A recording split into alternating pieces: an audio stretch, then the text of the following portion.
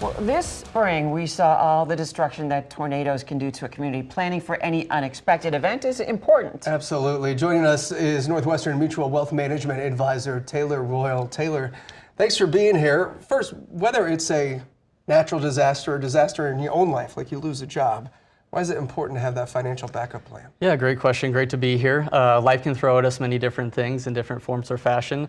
Today for me, that was a check engine light coming on. Well, so we'll see what tomorrow brings. But that's one of the humbling things about being a financial advisor is I get to work and walk alongside my clients in the different highs and lows that we might see.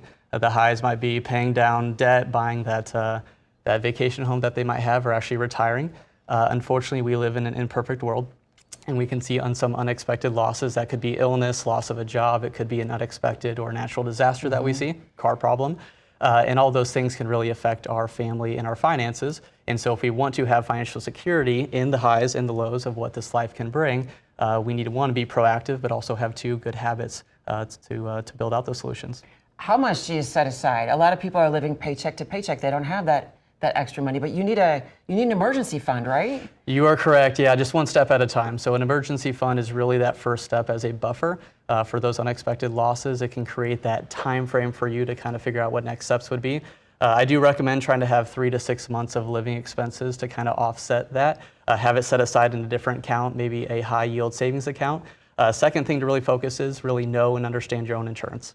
So we all kind of had those storms that came through. Read the policy ahead of time, right? You're exactly right. I blew the dust off of mine this summer to understand what was there. And then in the catastrophic event, also understand and know kind of what's embedded in your estate plan, who those host of characters are, who can take care of your kids, and know and understand who's going to help you out financially.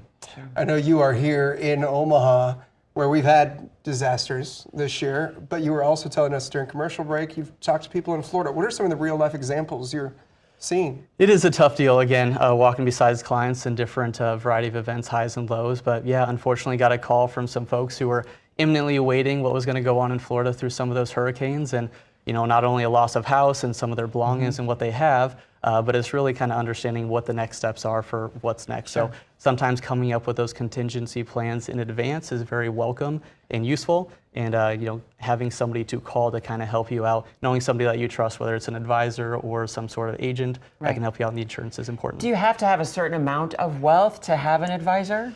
You do not, no. Just again, the baby steps and understanding you know, where you sit financially. And again, talking to a fiduciary, I think helps you have that 30,000-foot view and create that altitude above, you know, some of the craziness that might be going on in life.